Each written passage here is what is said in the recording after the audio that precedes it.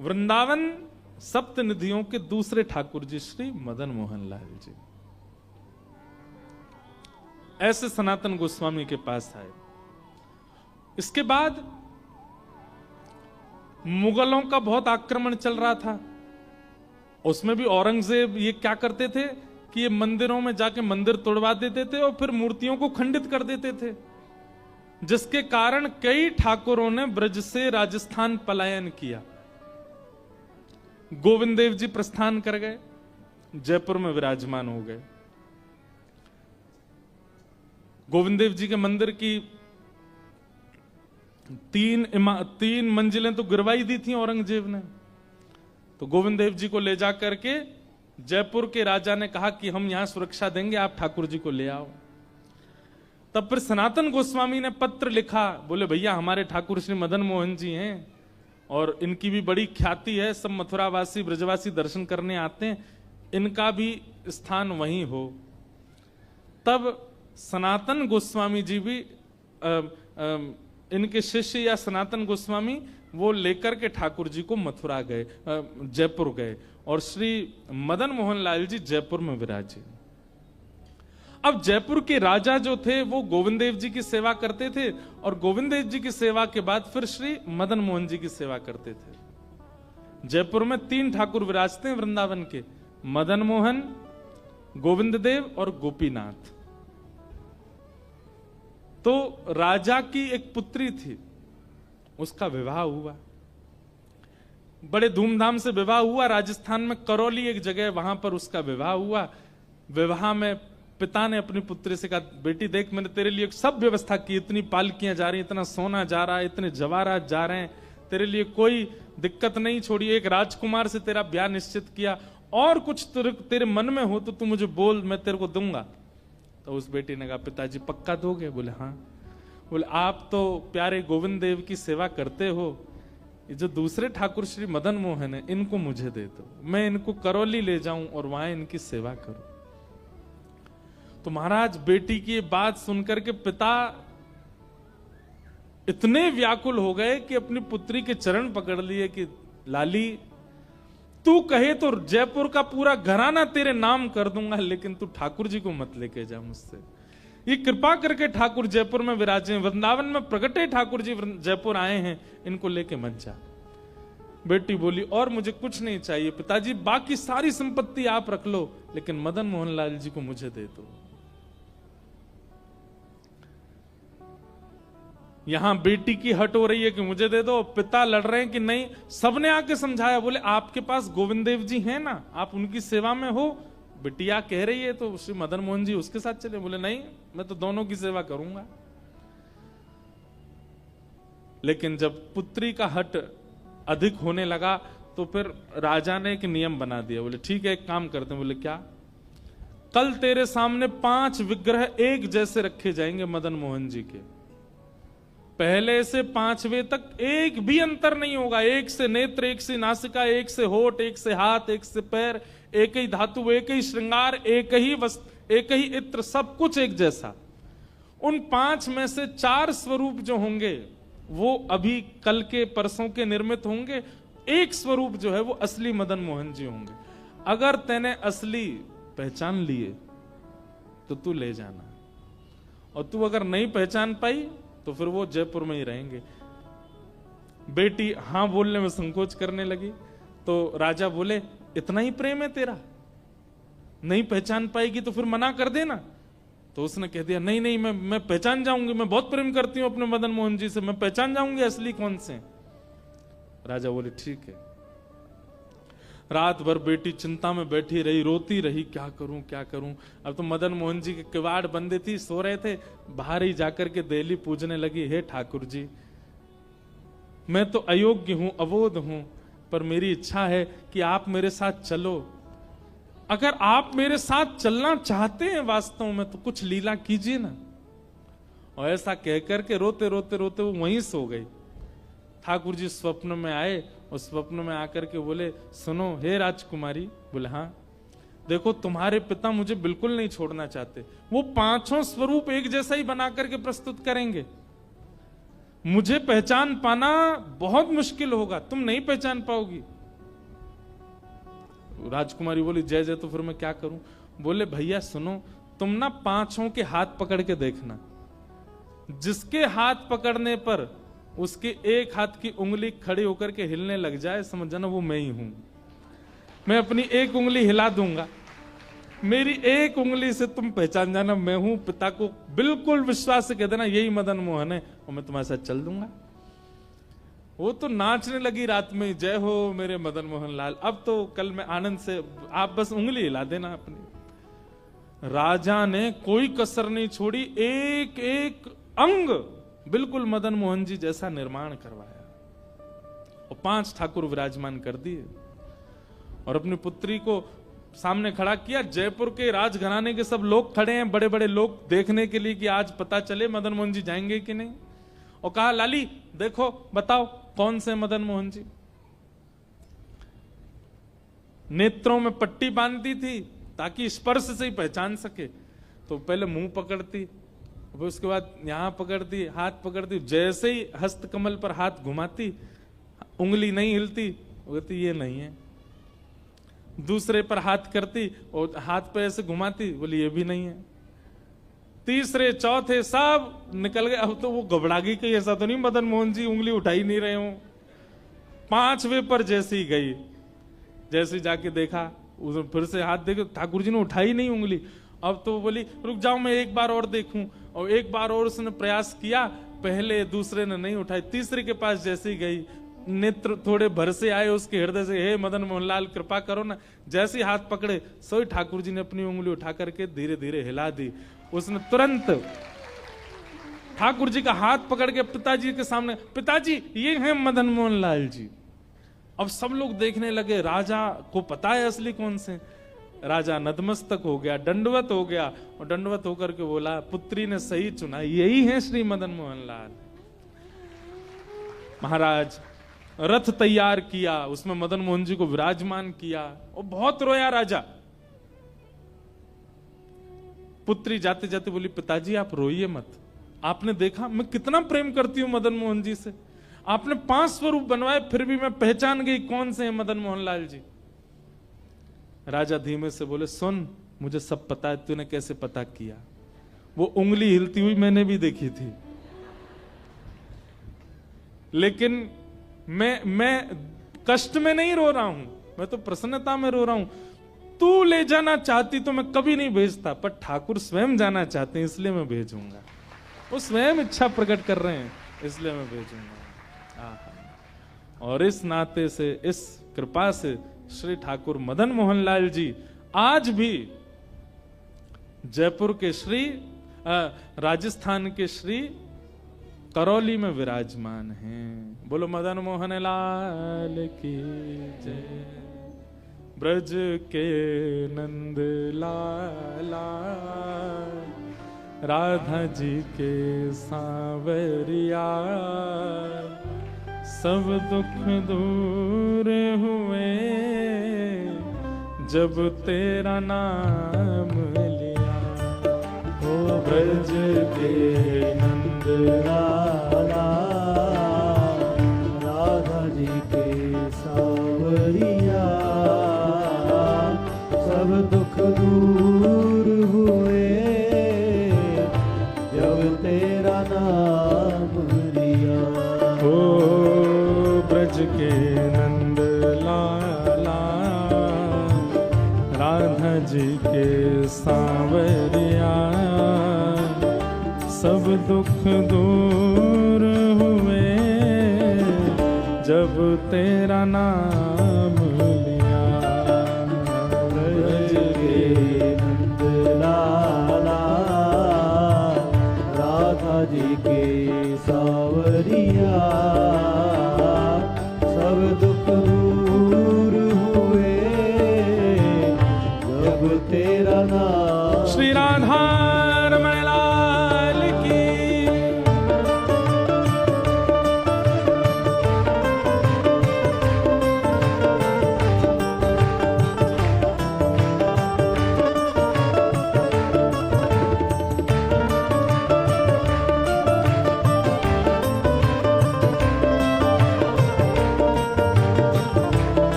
पुकारे तुम्हें गिरधर गोपाला।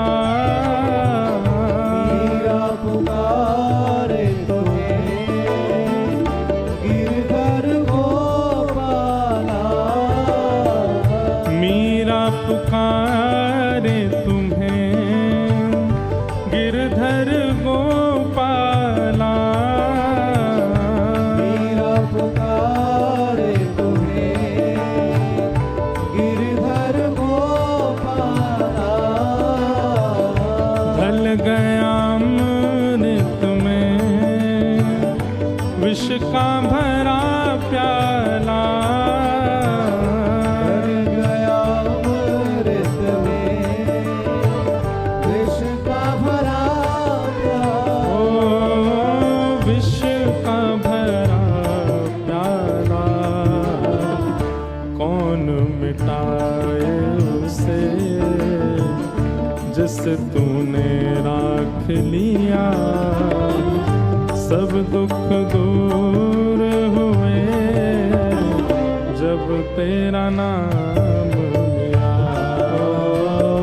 सब दुख दूर हुए जब तेरा नाम लिया। गाओ ओ ब्रज के नंद लाला राधा जी के सांवरिया। सब दुख दूर हुए जब तेरा नाम लिया। सब दुख दूर हुए जब तेरा नाम लिया। और बहुत सुंदर पंक्ति हैं। देख रहे हो तुम मेरे दुखड़े सारे। देख रहे हो तुम मेरे दुखड़े सारे। कब दर्शन दोगे मेरी आंखों के तारे। कब दर्शन दोगे तेरी आँखों के तारे। ओ मेरी आंखों के तारे। अधर पे मुरली है कांधे पे कामरिया। सब दुख दूर हुए जब तेरा नाम लिया। सब दुख दूर हुए जब तेरा नाम लिया। सब दुख दूर हुए जब तेरा नाम लिया। सब दुख दूर हुए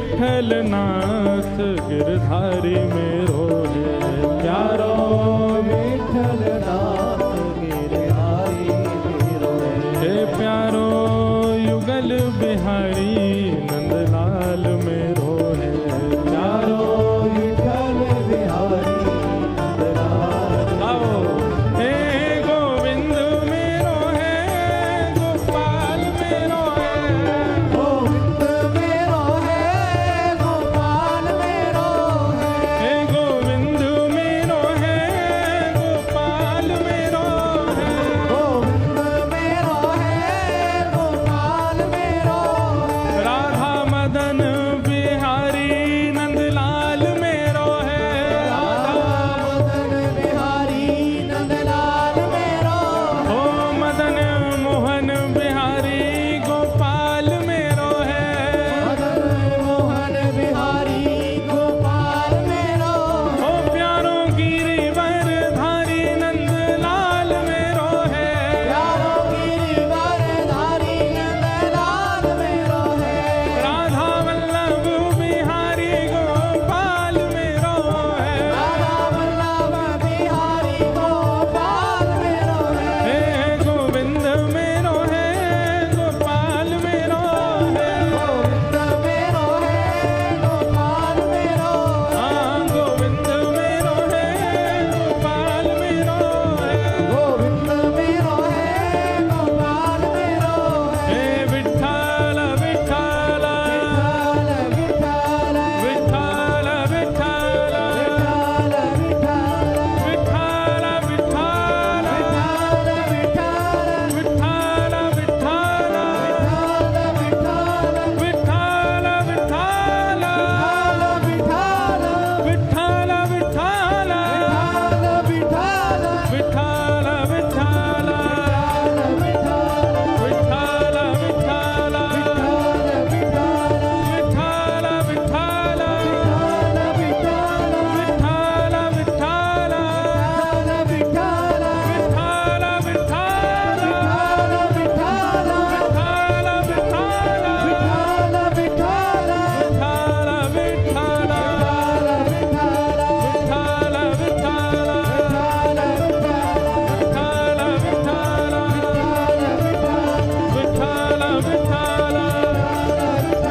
विठ्ठल विठ्ठल विठ्ठल कुंडली कवरदा श्री हरि विठ्ठल श्री ज्ञानदेव तुकाराम श्री पंडरीनाथ भगवान की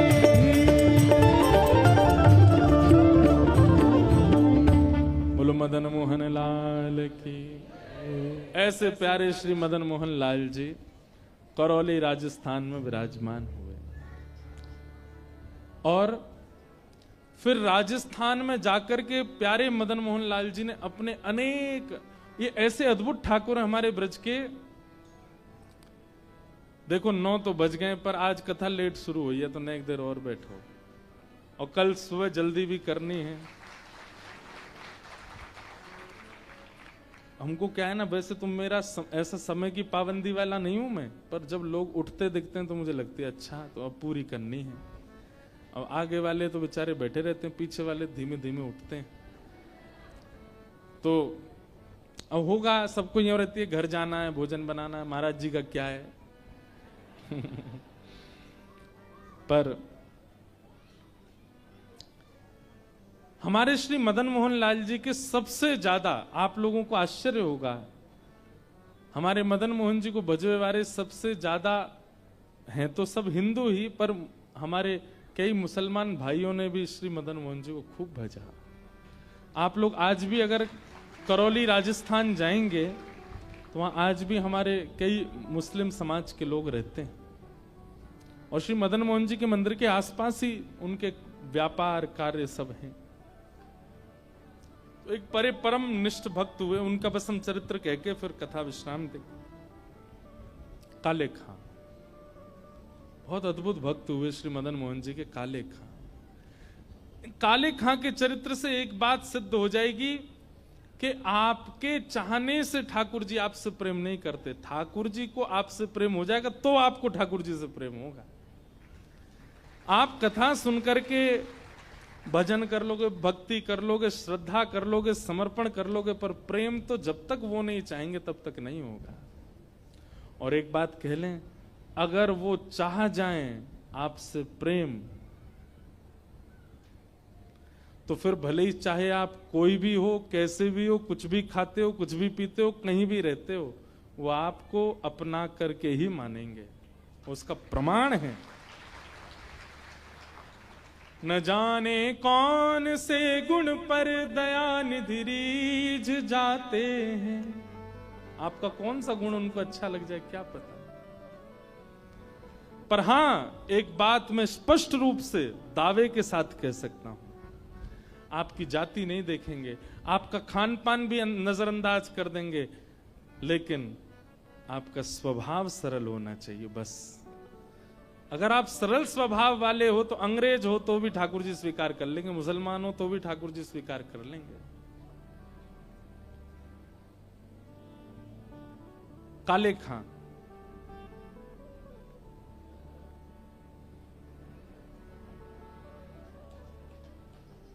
काले खां हमने भी पोज ही दिया, मैंने लोग खींचो तो वो अचानक से आए ना मन के। तो मैं क्या बताया था, काले खां। तो काले खां जो थे, अपने घर चलाने के लिए काम ढूंढ रहे थे, कहां काम करूं। पढ़े लिखे इतने थे नहीं, तो कहीं अच्छी जगह उनको नौकरी मिल नहीं रही थी।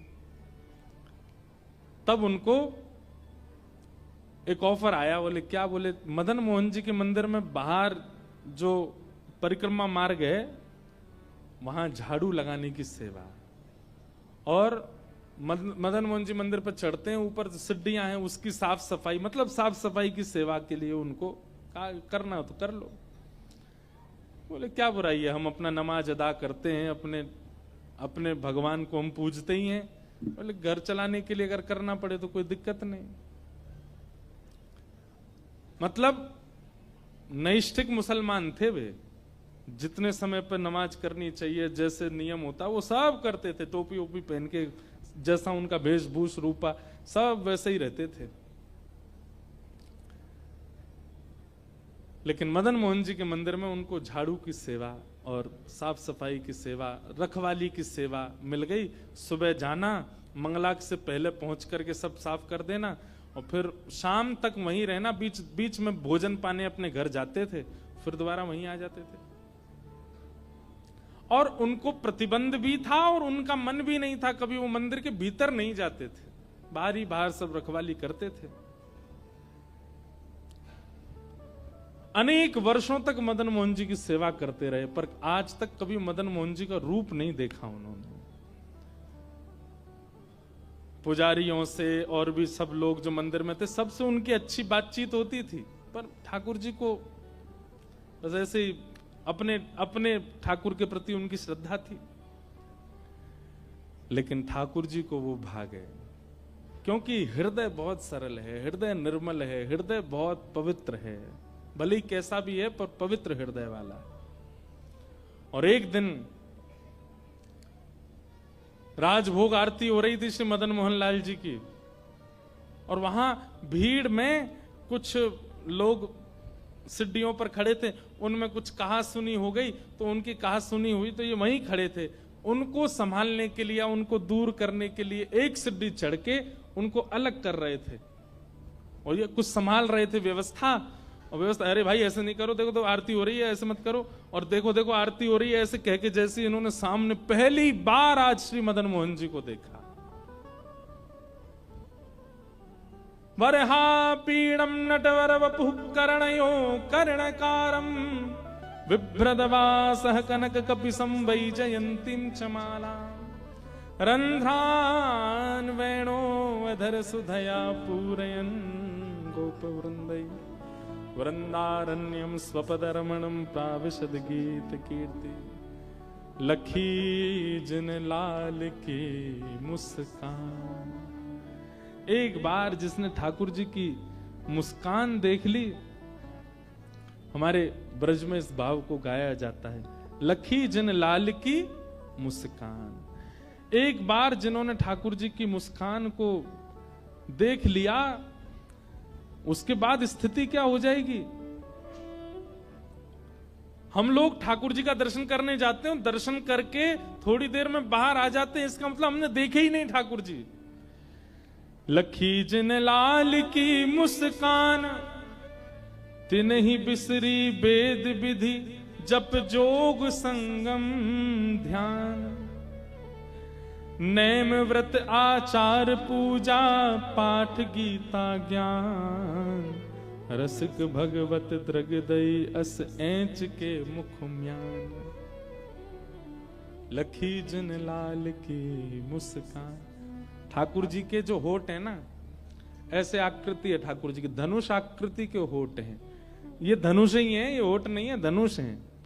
और जब जब ठाकुर जी मुस्कुराते हैं तब तब समझो ठाकुर जी ने प्रत्यंचा खींचा है। और प्रत्यंचा खींच करके सामने जो दर्शनार्थी खड़ा है उसको अपनी मुस्कान रूपी दंतावली दिखा करके ठाकुर जी मानो जैसे बाण मार देते हैं। और जिस दिन ये मुस्कान रूपी बाण पड़ता है ना, सब भूल जाता है आदमी, फिर किसी स्थिति में रह नहीं पाता।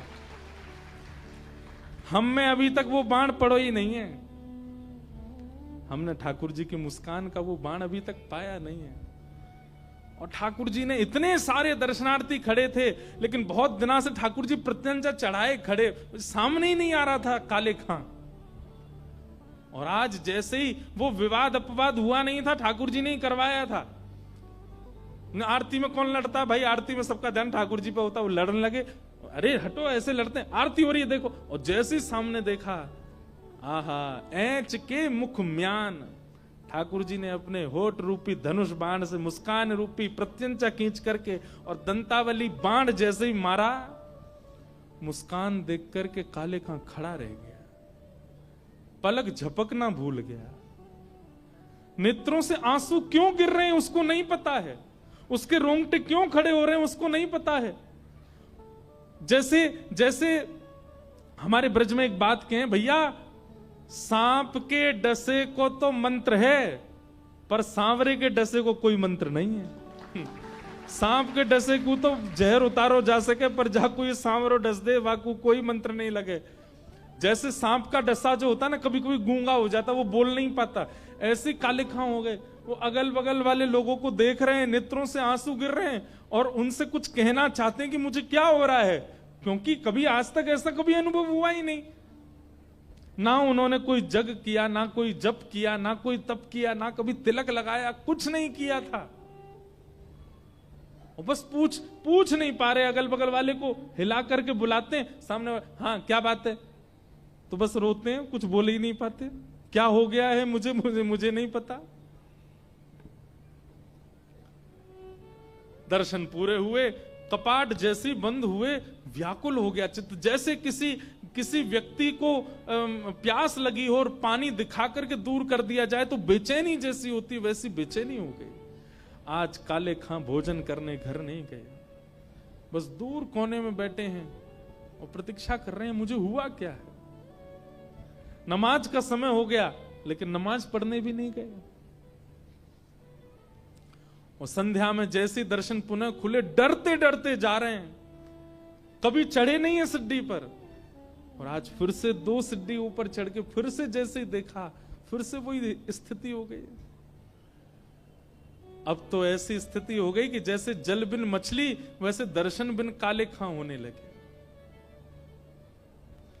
शाम को दर्शन पूरे हो जाते हैं तो काले खां अपने घर की ओर एक एक पग बढ़ाता है, उसको इतना भारी लगता है, सूर्य से प्रार्थना करता है, जल्दी प्रकट हो जाओ ना, मैं सुबह फिर आऊं, फिर मदन मोहन को देखूं।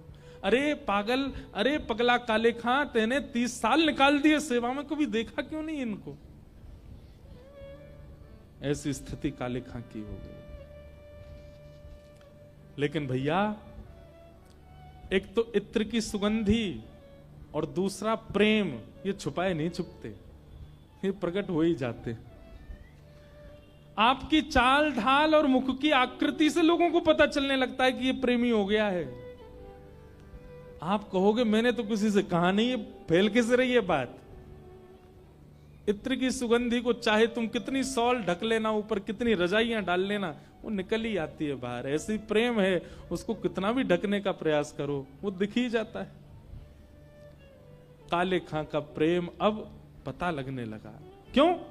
नमाज पढ़ने जाते नहीं है, अपने जो क्रम होते हैं वो करते नहीं है, घर में भी कभी कुछ ऐसी वार्ता कभी कुछ करते नहीं पत्नी से, बस पूरे दिन मंदिर जाना। अब तो भोजन बंधवा के ले जाते हैं, वहीं पाते हैं, आते ही नहीं दोपहर में घर। सब जगह से मन हटने लगा काले खां का। धीमे धीमे पत्नी को पता लगा कि ये हो क्या रहा है। उसको पहले तो लगा कोई और इनको मिल गई है, पर उसको क्या पता मिल नहीं गई है, मिल गया है, श्याम सुंदर मिल गया है। पीछा करने लगी, पीछे से जाके देखती है किससे मिलने जाते मैं देखूं तो। या आप शाम को घर भी नहीं आते तो रात में भी आते हैं, आके बिना बात किए सो जाते। सुबह और तो जल्दी उठते थे, अब तो बिल्कुल रात में, आधी रात में ही भाग जाते हैं। कहां क्या है, सब जगह देख लिया लेकिन पत्नी को कुछ नहीं मिला। हाँ, एक अंतर दिखा, क्या कि जब आरती होती है तो सबसे पीछे नीचे वाली सीढ़ी पर खड़े होकर के काले खां भी दर्शन करता है। पत्नी ने एक दिन पूछा, आजकल नमाज पढ़ने नहीं जाते आप? समय कहां है मेरे पास में, मैं वहीं कर लेता हूं अपना। वो नहीं, समय तो निकाला जाता है। और दूसरी बात, मैंने कल देखा था, मैं आई थी मंदिर किसी काम से, तो मैंने देखा था तुम वहां आरती में दर्शन कर रहे थे। ये हमारे भगवान नहीं है, इनका दर्शन क्यों करते हो? हमारे भगवान है, उनके पास जाया करो, मस्जिद में जाया करो, आदि आदि ये सब किया करो, यहां सब क्या कर रहे हो? काले खां ने बात को टाल दिया, हाँ छोड़ दूंगा, वो तो दर्शन नहीं कुछ था इसलिए देख रहा था। लेकिन पत्नी को शक हुआ, और वो उसने 2-4 बार देखा तो काले खां दर्शन करते ही मिले। आज पत्नी गुस्सा बैठी थी घर पर, जैसे काले खां लौट करके आए। क्या बात है, गुस्सा क्यों? बोले तुमको पता है हमारे विवाह को 15 वर्ष हो गया और आज तक बालक का जन्म नहीं हुआ है। हमने सुना है अपने बड़ों से कि जब हमारा ईश्वर प्रसन्न होता है तब हमको संतान देता है। तुम अपने ईश्वर को मनाते नहीं, दूसरों के ईश्वर को मनाते हो, इसलिए तुम्हारे संतान नहीं हो रही है। मैं कारण नहीं हूं, तुम कारण हो। अपने भगवान को भजोगे तो कृपा करके हमको बालक मिलेगा ना। तुम दूसरों के भगवान को भजते हो, मुझे सब पता है। काले खां रोने लगते, देवी मैं तुम्हें क्या बताऊं, तुम समझो तो मैं तुम्हें बताऊं। बोले क्या समझाना चाहते हो बताओ। बोले कैसे उसके पैर हैं, ऐसा त्रिभंग लली बन के खड़ा होता है, नेत्र ऐसे सुंदर अद्भुत, क्या मुस्कान है, ऐसे अधर। अरे मुझे तो यूं लगती है कि ये यशोदा मैया को लाला इतना सुंदर, ऐसे सुंदर उसके भुजा, ऐसे सुंदर। मैंने कुछ किया नहीं, अपने आप मेरा मन उसमें लग गया है, मैं क्या बताऊं। सुनकर के पत्नी तो बोली, मैं कल अपने भाइयों को बुला रही हूं, ये सब क्या चल रहा है? तुम तो पूर्ण रूपेण बिल्कुल धर्म परिवर्तन की स्थिति में आ गए हो, तुम उन्हीं के होने वाले हो। नहीं नहीं नहीं, धर्म परिवर्तन आदि का मेरा विचार नहीं, मैं तो तुमको अपने मन की बात बता रहा हूं। पत्नी ने इतना टोक दिया कि काले खां बताने से पहले पी गए सारी बात, कुछ नहीं बोले। पत्नी अब रोज टोकती है, समय से नहीं आते, भोजन नहीं करते, ये नहीं। इतने परेशान हो गए काले खां। काले खां बोले तुझे क्या चाहिए? बोले तुम अपने भगवान को भजा करो ताकि वो प्रसन्न होकर के हमको बालक दें। काले खां आज मंदिर गए और मदन मोहन जी से बोले, इतने वर्षों से मैं आपकी सेवा कर रहा हूं, कुछ मांगा नहीं नाथ, अपने लिए नहीं चाहता, पर ये मेरे रिश्तेदार नातेदार, मेरी पत्नी का मुख बंद हो जाए, उसके लिए एक बालक कृपा करके मुझे दे दो। मैं आपसे अपने लिए नहीं मांग रहा हूं, मैं फिर कहूंगा मुझे अपने लिए नहीं चाहिए, पर मेरे और आपके बीच में बाधा बन रहा है ये बालक का ना होना, इसलिए नाथ मैं आपके दर्शन से वंचित ना रहूं, मैं आपके पास आता रहूं, उसके लिए एक बालक दे दो ताकि मेरी पत्नी उसमें ही लगी रहे, मैं आपके पास रहूं। और ठाकुर जी ने ऐसी सुनी, उसी सप्ताह में पत्नी को गर्व हो गया।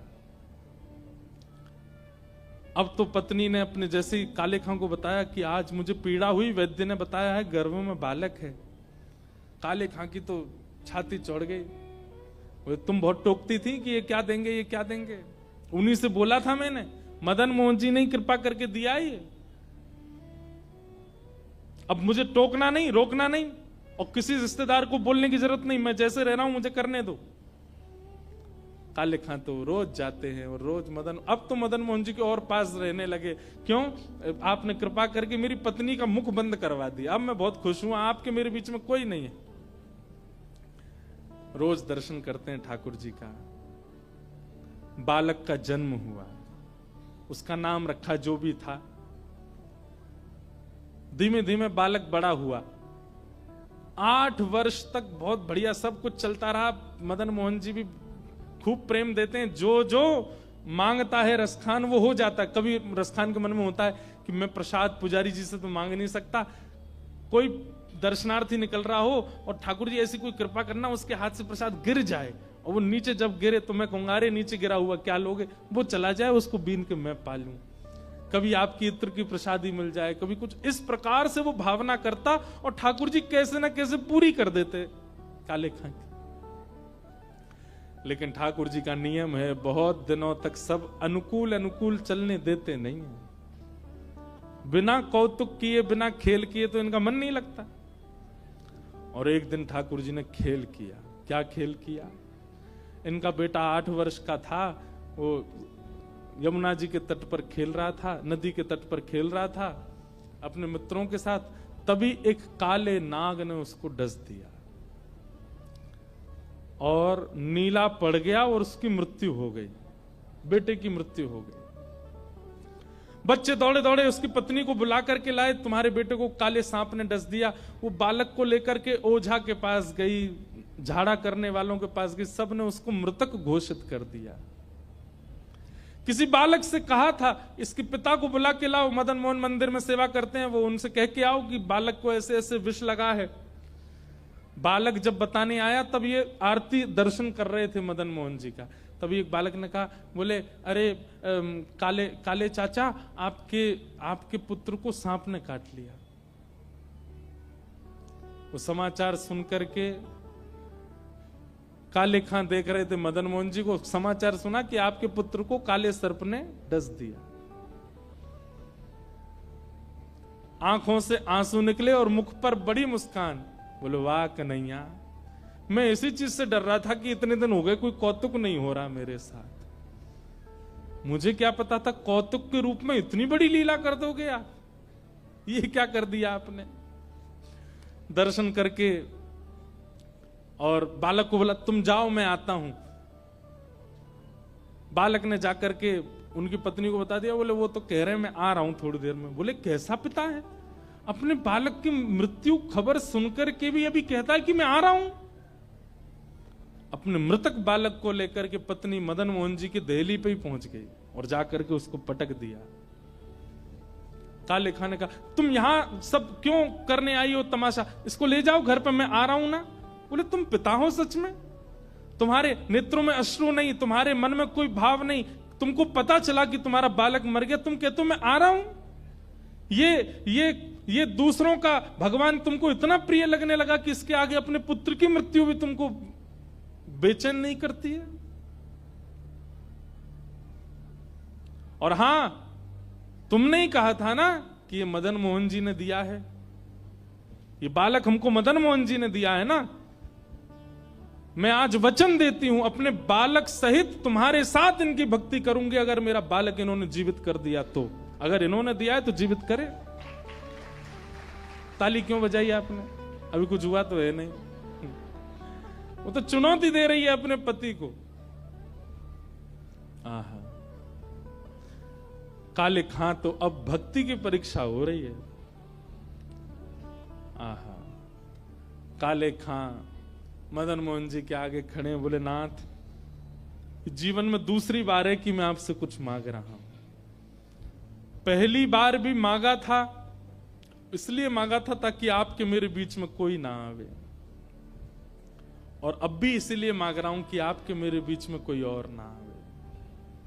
और तब काले खां ने एक उर्दू भाषा, उनकी उर्दू ही थी, उसमें एक पंक्ति गाई अपने ठाकुर के आगे। कि मुसफ़्फ़क़ सफ़ीक रफ़ीक दिल दोस्त मेरे, मेरी नजदीकी हकीकी ख्याल कीजिए। मेहरबान कदरदान आला तू जहान बीच, मुझसे गरीबों का गुनाह माफ कीजिए। काले बेकरार खड़ा तेरे दरबार बीच, नंद के कुमार जरा गौर कुछ कीजिए। और अंतिम बात जो काले खां ने कही है, मदन मोहन जी मानो जैसे हिल गए हों अपने स्थान से इस बात को सुन के। अंतिम बात क्या कहता है? हिंदुओं के नाथ तो हमारा कुछ दावा नहीं। मेरे परिवार, मेरे रिश्तेदार और मेरे समाज के लोग मुझे यही कह के टोकते हैं कि आप हिंदुओं के भगवान हो। हिंदुओं के नाथ तो हमारा कोई दावा नहीं, पर मैंने तो सुना आपको जगन्नाथ बोलते हैं। आप तो जगत के नाथ हो जगत के नाथ तो हमारी सुध लीजिए। यदि आप वास्तव में जगन्नाथ हो, यदि आप वास्तव में जगत के नाथ हो, तो इस जगत में मुसलमान भी है, मेरी सुध लीजिए ना।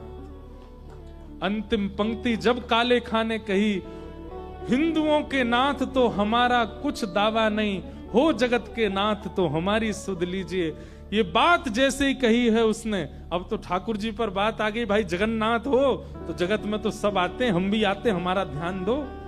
ठाकुर जी ने कहा मैं हिंदुओं का नहीं, मैं तो सबका हूं। और इतना कहते ही वहां हजारों लोग खड़े थे, पत्नी खड़ी थी। मृतक बालक काले खां का उठ बैठा, जीवित होकर के खड़ा हो गया और खड़े होकर के तुरंत अपने पिता की उंगली पकड़ करके कहा, पिताजी वो कहां है? पिताजी बोले कौन? एक सांवरा सा बालक मेरे साथ खेल रहा था नदी के तट पर, बहुत सुंदर था, बड़े मनोहर उसके मुखमंडल थे, बहुत अच्छे अच्छे नेत्र थे। पिताजी उसकी पीले वस्त्र मुझे इतने अच्छे लग रहे थे, मैंने उससे कहा था अपनी माँ से मुझे मिलवाओ, उसने मुझे वचन दिया था कि वो अपने नंद भवन मुझे लेके जाएगा।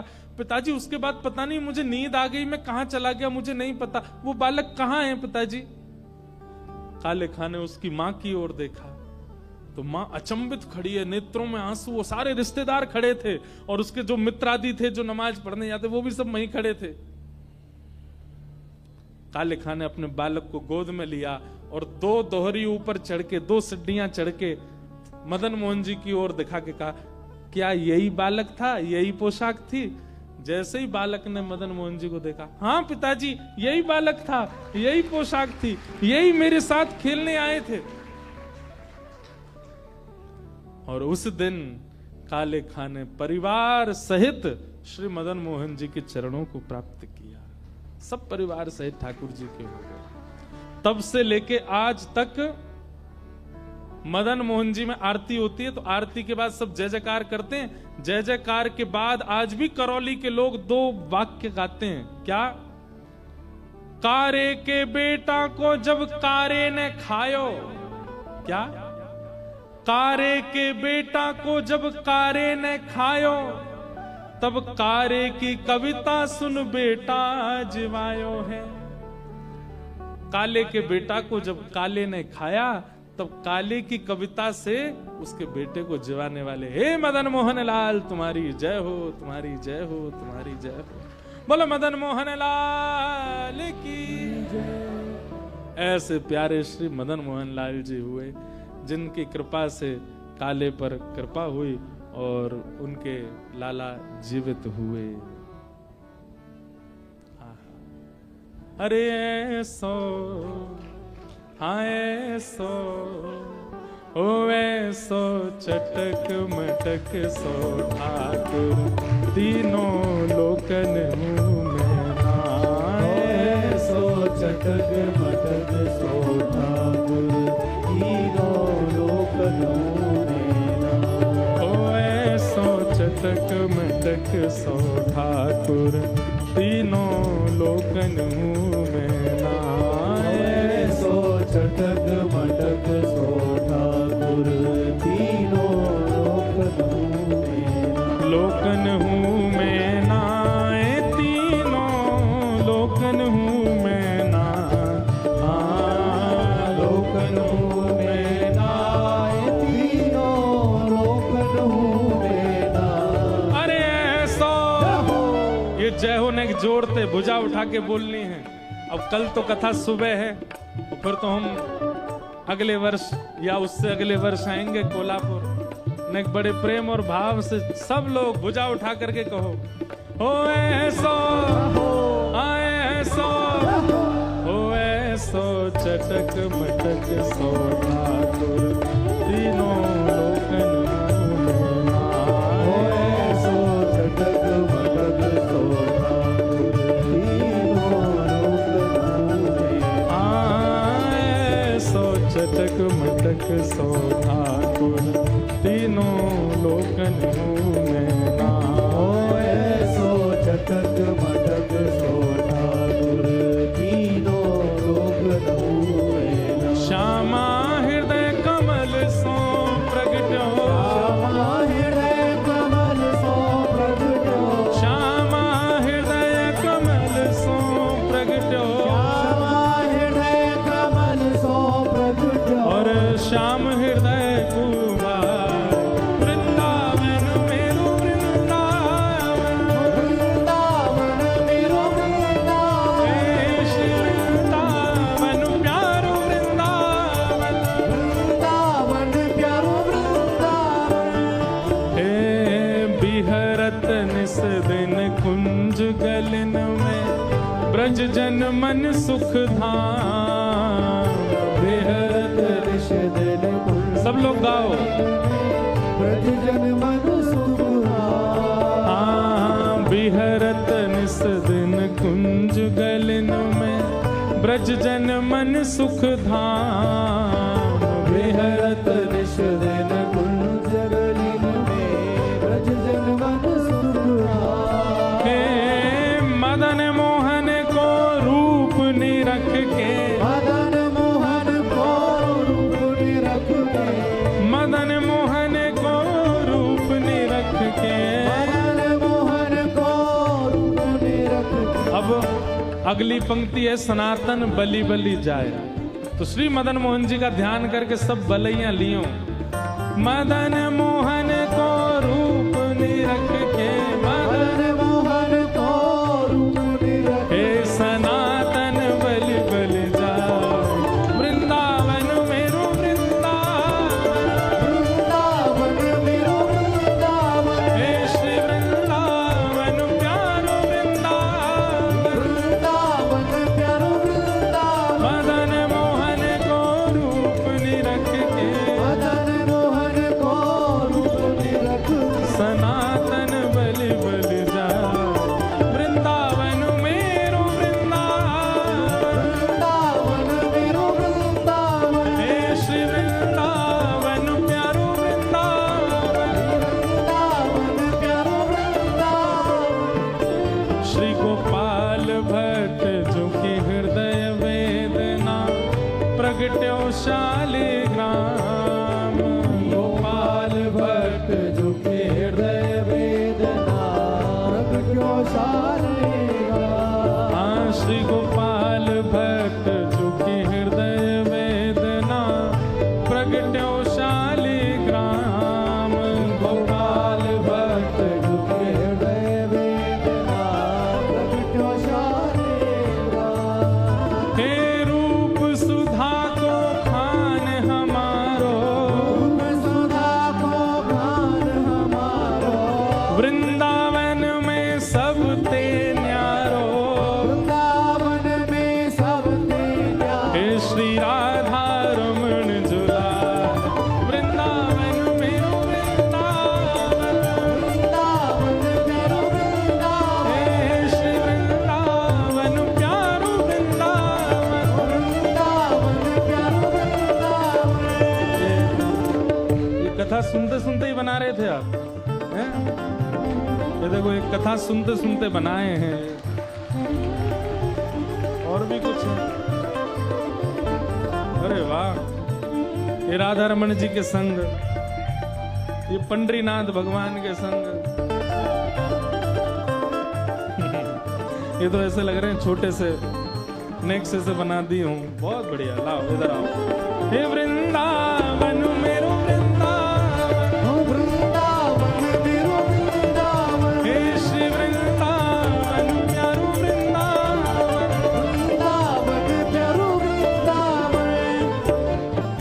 आतुर हित हरिवंश पुकारो, राधा राधा नाम।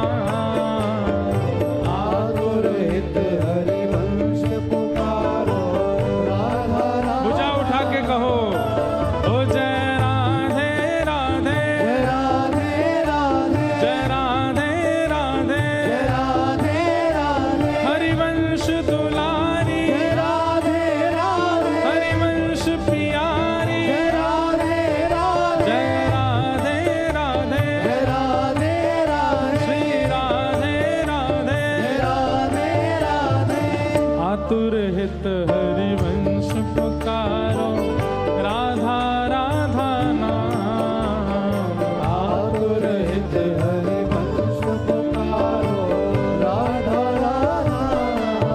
हे सघन कुंज यमुना तट आयो, गगन कुंज यमुना तट आयो, मदन टेर वृंदावन आयो। मदन टेर वृंदावन ओ आयो। प्यारो राधा वल्लभ लाल, वृंदावन मेरो वृंदावन, वृंदावन मेरो वृंदावन, हे श्री वृंदावन प्यारो वृंदावन, वृंदावन प्यारो वृंदावन। सघन कुंज यमुना तट आयो, गगन कुंज यमुना तट आयो, प्यारो राधा वल्लभ लाल, वृंदावन मेरो वृंदावन, वृंदावन मेरो वृंदावन, हे श्री वृंदावन प्यारो वृंदावन।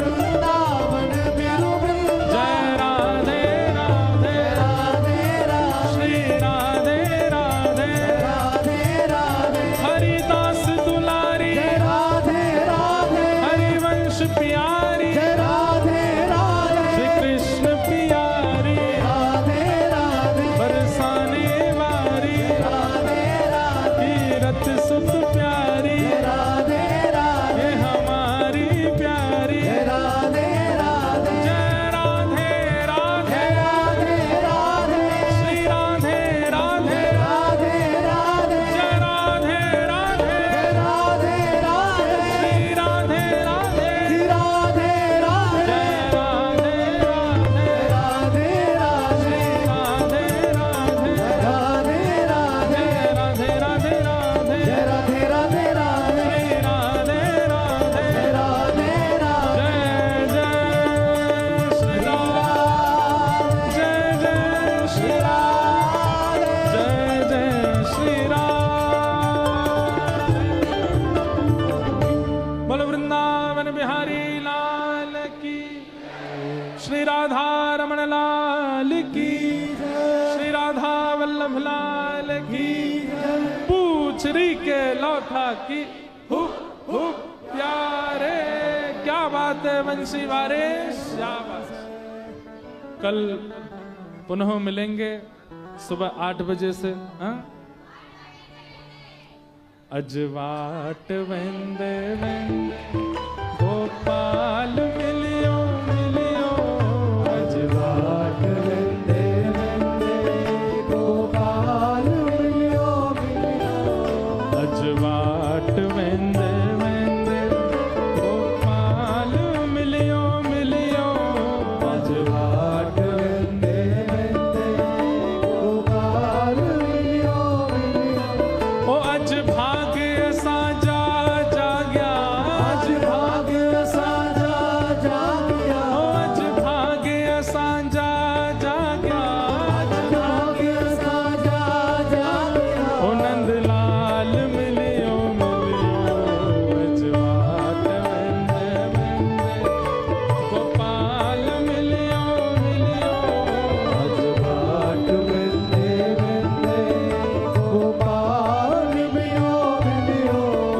अज मोहन मुरली बजाई जा मुहि जे मन के भाई अज मोहन मुरली बजाई जा मुझे मन के भाई ओ अज रास रचायण वारो आज रास रचायण वारो ओ अज रास रचायण वारो आज रास रचायण वारो ओ रखपाल मिलियो अज बाट वेंदे वेंदे गोपाल मिलियो आज बाट वेंदे वेंदे गोपाल मिलियो ओ अज भाग असांजा जाग्या आज भाग्य साजा जाग्या ओ अज भाग असांजा जाग्या आज भाग्य साजा जाग्या ओ नंदलाल